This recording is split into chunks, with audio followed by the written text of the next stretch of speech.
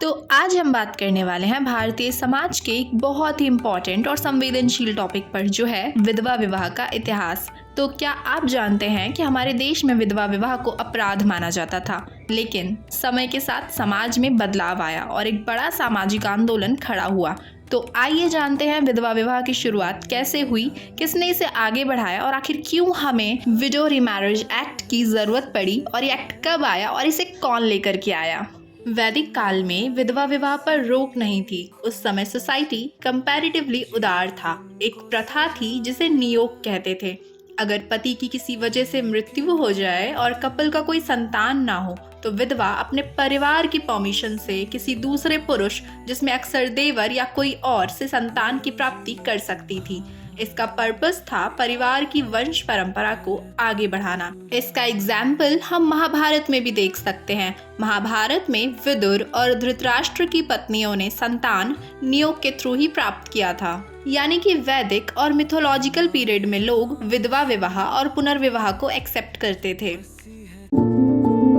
पर धीरे धीरे ब्राह्मणवादी परंपराओं और स्ट्रिक्ट कास्ट सिस्टम के कारण विधवा विवाह पर रोक लगने लगी, स्पेशली अपर कास्ट, जिसमें कि ब्राह्मण और क्षत्रिय में विधवाओं को पुनर्विवाह की अनुमति नहीं थी। विधवाओं को सफेद कपड़े पहनकर साधु जैसी जिंदगी अपनाने के लिए मजबूर किया जाता था।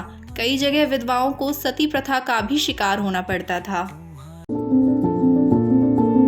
ब्रिटिशर्स के इंडिया आने के बाद समाज सुधार आंदोलन की शुरुआत हुई। राजा राम मोहन रॉय 1772 से लेकर 1833 तक ने सती प्रथा के खिलाफ आंदोलन चलाया और इसे 1829 में बंद करवाया गया। इसके बाद अगला बड़ा सुधार विधवा विवाह की अनुमति दिलवाना था। ईश्वर चंद्र विद्यासागर, जो 1820 से लेकर के 1891 तक ने बंगाल में विधवा विवाह आंदोलन चलाया। उन्होंने संस्कृत शास्त्रों और धर्म शास्त्रों का डिटेल्ड एनालिसिस करके ये प्रूव किया कि वेद और पुराणों में विधवा विवाह पर पूरी तरह से प्रतिबंध नहीं है। समाज के बड़े हिस्से ने विरोध किया, लेकिन विद्यासागर ने जनमत बदलने की कोशिश जारी रखी। बल्कि उन्होंने खुद कई विधवा विवाहों को आयोजित करवाया है।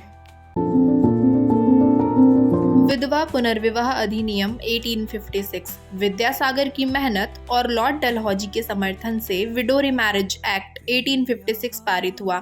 इसे हिंदू विधवा पुनर्विवाह अधिनियम 1856 भी कहा जाता है। इस कानून ने हिंदू विधवाओं को पुनर्विवाह का अधिकार दिया।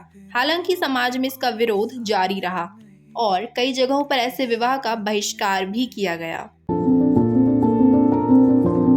विधवा विवाह का कानून बनने के बावजूद सोसाइटी में इसकी एक्सेप्टेंस पाना आसान नहीं था। समाज के बड़े हिस्से में यह धारणा बनी रही कि विधवा का पुनर्विवाह अशुभ है।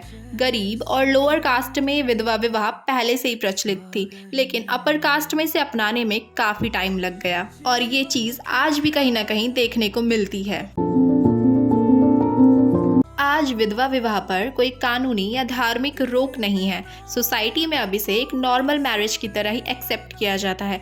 हालांकि गांव और परंपरागत इलाकों में अभी थोड़ी झिझक देखी जाती है। एडवांस्ड एजुकेशन और विमेन एम्पावरमेंट ने इस सोच को काफ़ी हद तक बदल दिया है। तो दोस्तों, ये था विधवा विवाह का पूरा सफ़र, वैदिक से लेकर मॉडर्न इंडिया तक। इस इतिहास में हमें यह सीख मिलती है कि समाज में बदलाव लाने के लिए साहस और जागरूकता दोनों की ज़रूरत होती है, और एजुकेशन वो तो सबसे इम्पॉर्टेंट वेपन है। अब आप मुझे विडो रीमैरिज एक्ट को लेकर के अपनी सोच कमेंट सेक्शन में शेयर कर सकते हैं। और हाँ, लाइक और सब्सक्राइब करना मत भूलना।